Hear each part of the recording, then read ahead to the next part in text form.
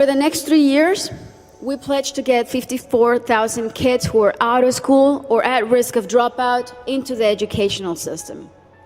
Ultimately, more than 295,000 people will benefit from this project, including children, teachers, families, and community members.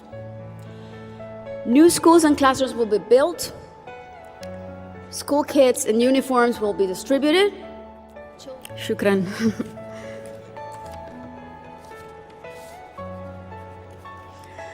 Good morning, Your Highness, Excellencies, friends and colleagues.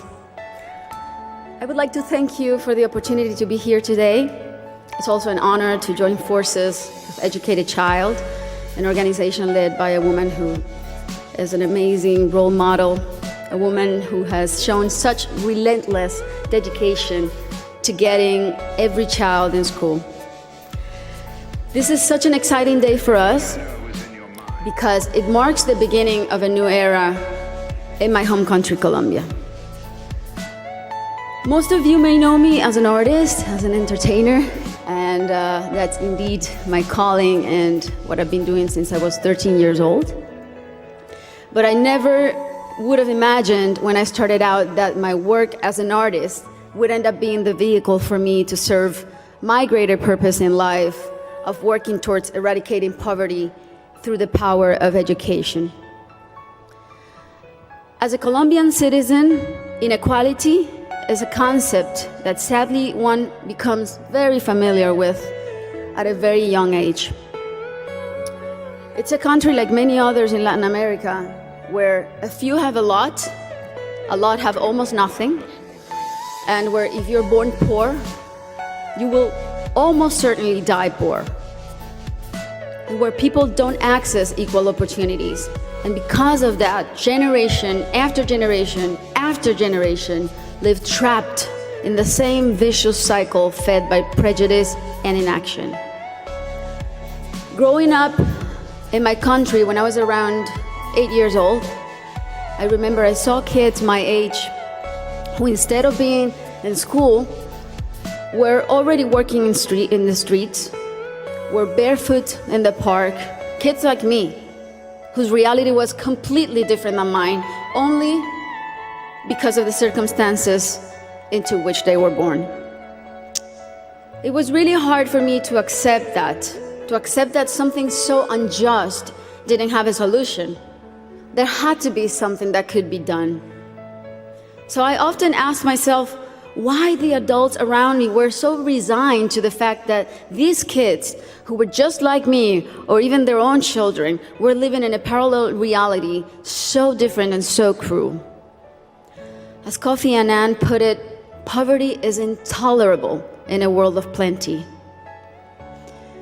So as soon as I had some success, the first thing I wanted to do was to invest as many resources as I could into what later would become the most meaningful project of my life, working for children.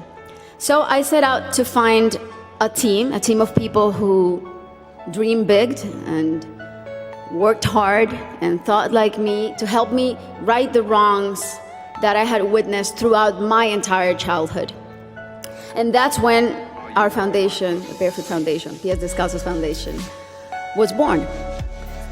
I knew, and I was only 18 years old then, but I knew that I wanted to focus on children and improving their lives, but I didn't know where to start. So I really felt that I needed to learn what the roots of inequality and low social mobility were.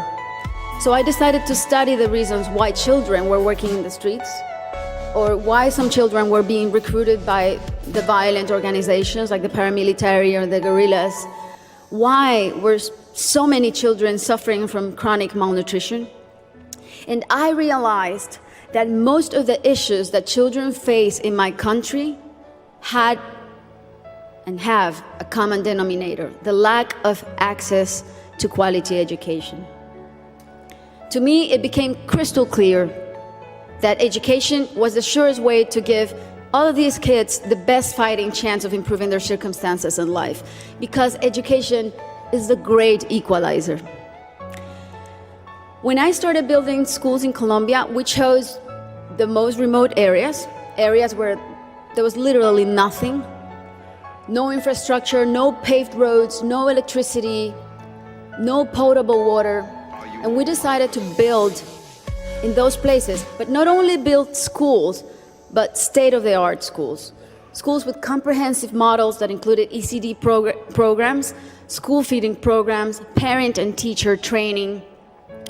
And another very important part is we decided to engage the government as a strategic partner and made it nearly impossible for them to say no to doing their part by showing them results through our holistic model that really proved to work.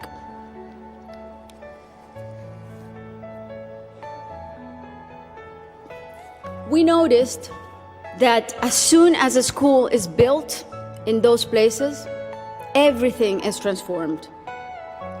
The improvements to the infrastructure were jaw-dropping.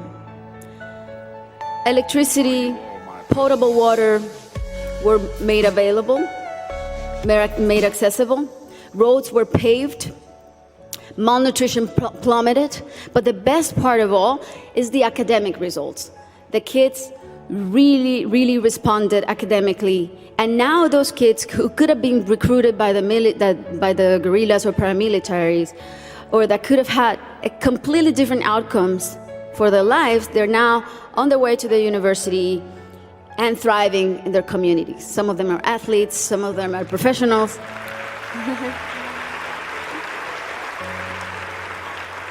That's why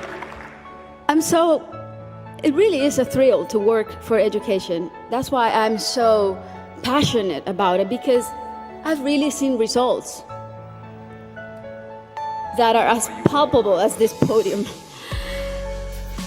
And seeing all these success stories that have a name and a last name has been one of the most rewarding things I've done in my lifetime, even more so than winning Grammys, I think. Now,